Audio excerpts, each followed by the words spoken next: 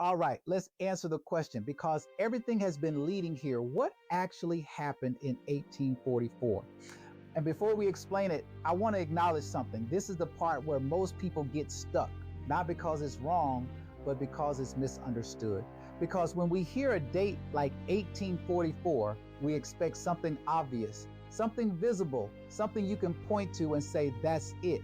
But the prophecy never said that. It said the sanctuary will be cleansed. And that phrase is the key to everything. Because if we misunderstand that, we misunderstand the entire ending. So let's slow it down. In the Bible, the word sanctuary doesn't just refer to a building on earth. It actually points to something bigger. There was an earthly sanctuary, but it was a model, a copy of something real in heaven. And everything that happened there was symbolic. It pointed forward. So when the prophecy says the sanctuary will be cleansed, it's using language that already existed.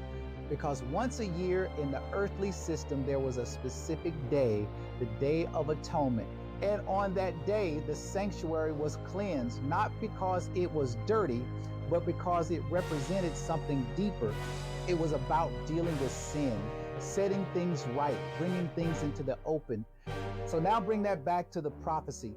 1844 is not about something happening on earth.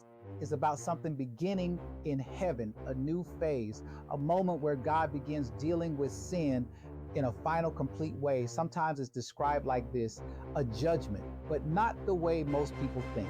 Not random, not rushed, but intentional, careful, fair, a process where everything is brought into the light.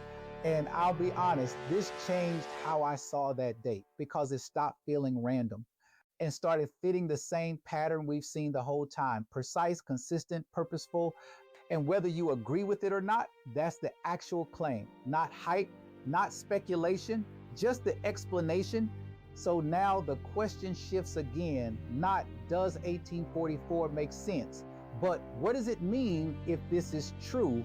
Because if this timeline has been this precise, then maybe we're not just looking at history. Maybe we're looking at something that's still happening. And that's where it gets personal. Because now this isn't just about dates, it's about where we are right now. So in the next episode, we're going to zoom out and look at the bigger picture behind all of this, why this matters, what it means, and what it says about the world we're living in. So before you go, think about this. If this is still unfolding, would you want to understand it? Follow the podcast, turn on notifications so you don't miss anything, and let's take the next step.